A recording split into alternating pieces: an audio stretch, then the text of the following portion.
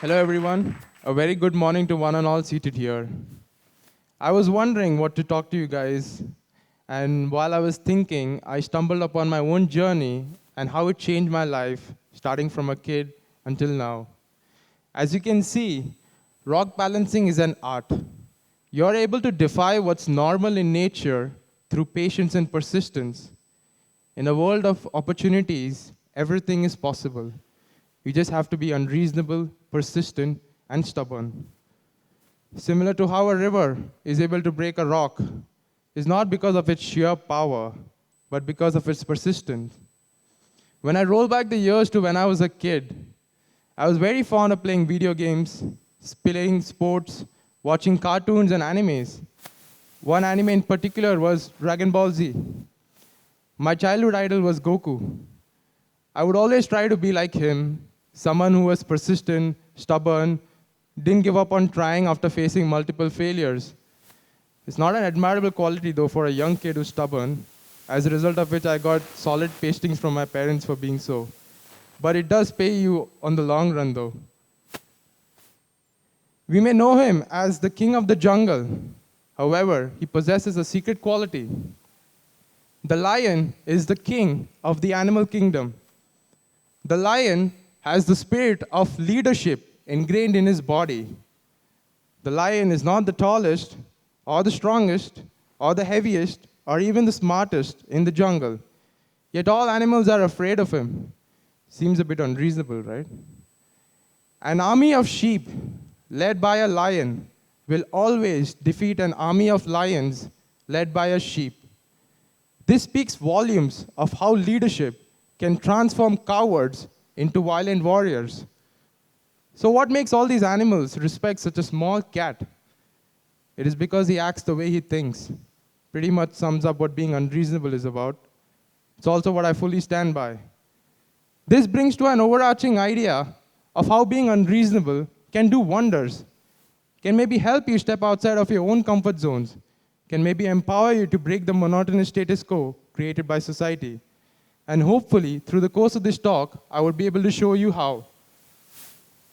It's the faulty belief system that has been imbibed into you, which prevents you from being who you are, because all of us are caught up in this monotonous status quo which society has created. But here is where a person who is unreasonable, stubborn, and persistent is different. Just like the way he acts. Before he acts, there is a series of rungs on the ladder of inference which he needs to climb, ranging from the experiences and observations he makes on the surroundings to the point of drawing conclusions, adopting beliefs, leaving the final rung being acting based on the belief systems. There are a few principles that an unreasonable person firmly stands by. Someone's opinion of you doesn't have to become your reality. Don't try to live someone else's dreams. We are trying to become like machines when we are programming machines to become like us.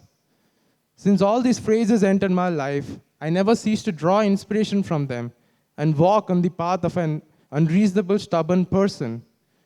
My life has been a journey of self-discovery, and through these experiences have helped me find my true calling. Ever since then, my life has been replete with unreasonable decisions, some that even worry my parents, shock my friends. I even had to live far away from my beloved sister and even step outside of my own comfort zones. Amongst the many people who I admire the most, with my parents being at the top, there's this one person who I admire and I also work with. This person has been making unreasonable decisions before I was even born. His name is Mr. Sanjeet Bankar Roy. He's established the Barefoot College in 1972 in a remote village called Tilonia, Rajasthan. This person in his younger days was unreasonable and stubborn enough to live in a village and dig wells for 5 years. He had a simple yet unreasonable vision of establishing a college only for the poor, where should you have a degree or certificate, you were disqualified from entering the college. You also had to work with your hands, so you had dignity of labor. Educated from one of the best universities on the country, his achievements were not purely academic. He was also the national squash champion for 3 years.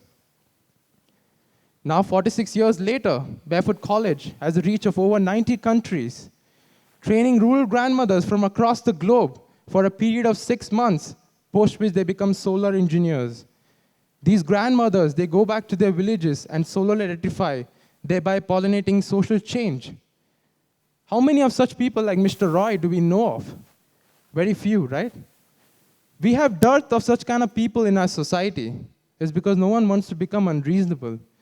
Everybody is so stuck up in their comfort zones that they fail to realize that there's a greater social good to be served in the society. In our country and many other countries, we face such inequalities, be it for salaries, jobs, education, treatment, justice, such that all of us have to take a firm stand for gender equity and equality. And if all of us are in our comfort zones, how is this going to happen? This made me realize that being unreasonable, having the willingness to step outside of your own comfort zones, is the key to progress. And what connects these two dots? The ability to affect change and being unreasonable. It's social entrepreneurship. Having the stubbornness and resilience of a young kid is some of the many qualities that a social entrepreneur possesses. Mr. Roy's life has been a journey of unreasonable decisions, which has finally led him to tremendous societal progress. This is what being unreasonable leads you to be.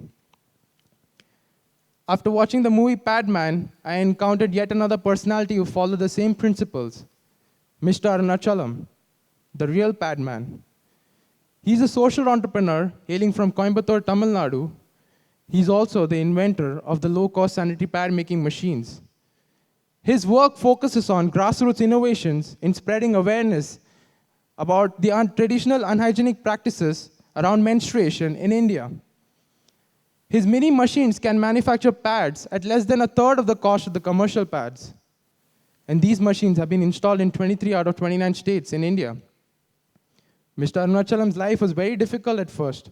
His wife, his family, even society was ashamed of him for his thirst and stubbornness towards creating and improving the lives of many women of our country. Undeterred by this, he walked on this journey to spread awareness, even led a revolutionary campaign, thereby saving the lives of many women in our country. I was so amazed by this person, how he had all the odds stacked up against him.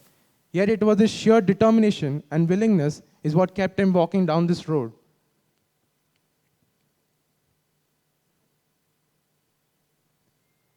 Through these experiences, I've realized that being unreasonable is the key to societal progress. And to establish this further, I would like to refer to a quote by George Bernard Shaw. The unreasonable man adapts himself to the world. The unreasonable one persists to adapt the world to himself. Therefore, all progress depends on the unreasonable man. I fully support this view, and I try to incorporate on my life, walking on the unconventional path and striving for the public good. Initially, I was called unreasonable and weird when I moved to Rajasthan to work in rural development through State Bank of India's Youth for India Fellowship Program. My project revolved around sports in education. The reason why I took this up as my project was because of my interactions with the kids. And they told me this one thing which resonated with me. They told me that the city kids are so blessed and privileged with all the opportunities in the world and even have platforms to showcase their talents. All we need is just one chance. I was truly appalled by the differences between the two. I wanted to create a platform for them, and so I started mentoring them in Kho-Kho, Kabaddi, and cricket. These kids were hungry. They were determined. So much that made me realize that these kids, in fact, all kids, are diamonds on the rough. All they need is guidance.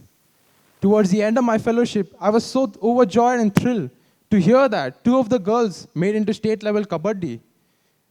And now sports has been taken up by the school, and we also have a full-time sports teacher to take this forward. Post my fellowship, I met up with Lawrence Miglialo, who ran a social enterprise for coffee in Guatemala.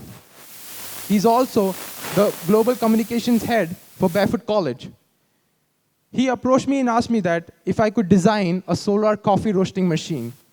I was quite taken back at first because in India, coffee is roasted using traditional fossil fuels. People called us crazy. They told us it seemed impossible to come up with a machine which harnessed the power of the sun to roast coffee. And after 20 odd iterations, we managed to change the word impossible to I am possible to in fact, we are possible. We wanted to design and experiment interventions that address not only the vulnerabilities that arises from reducing farm yields, but also wanted to address adaptation and mitigation to climate change. If a simple activity of sticking a label onto a packet is able to generate employability, it opens doorways towards education, environmental stewardship, and literacy training. The woman you see on the right with the phone, her name is Manju Kavarji. She handles the entire stock entry and data entry of the production hub. This is the power of social entrepreneurship. Such simple things, channelized, could drastically improve and empower the lives of the marginalized. We managed to transform the lives of women in this area, impacting around 50 women from Andhra Pradesh through purchase of their produce and the produce being solar roasted. We also managed to hire a production staff, Khatun Chachiji. She's only 53 years of age. She's a proud mother of 6. She wasn't lucky like us, who could pursue formal education, have degrees and qualifications, but that didn't stop her. It was her stubbornness and resilience that made her to finally be able to read and write, and in fact, count her own age. The top 1% of the world, in terms of wealth, owns half of the entire wealth of the world combined. Such drastic inequalities lead the less privileged to be deprived of basic necessities, while the rich are enjoying all the luxuries. We need to work towards reallocation of these resources and channelize the wealth of the rich in a way to serve the needs of the less privileged. And most of the people who do these are what we call as social entrepreneurs. According to Oxfam report in 2017, close to 3 billion people, or half of our entire population of the world, live on less than $1.90 a day. I was even more shocked to see that our own Mumbai has an estimated population of 22 million people. We have rural men who migrate to cities for underpaid and undignified jobs, leaving behind the women back in the villages to do household chores like fetching water, firewood, working as labor in the farms, taking care of the elderly.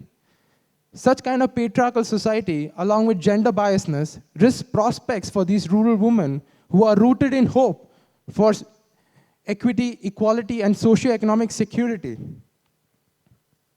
We try to address problems which are mentioned in the UN Sustainable Development Goals, thereby creating stakeholder-driven enterprises and striving towards sustainable livelihoods. And it is so simple to affect change in society. Step 1, just have to be unreasonable.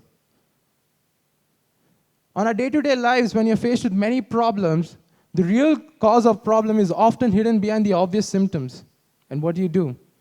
You ask 2 questions. First, you ask the question, why? You ask why 5 times, you evidently reach to the root cause. But your problem is still not solved. So you ask the second question, how? So you question how, from the root cause, you're able to develop and design systems and processes to find solutions for your problem statement. This is a simple tool, it's nothing new. You can try it out on your day-to-day lives. Now that I've tried to establish the fact that social entrepreneurship is all about being unreasonable, I would like to end this by referring to a quote by these 2 amazing people. If you're a person who never made a mistake, means you never tried anything new. And there are 2 days in a year that you can't do anything about. It's yesterday and tomorrow. The future depends on what you do today. Thank you.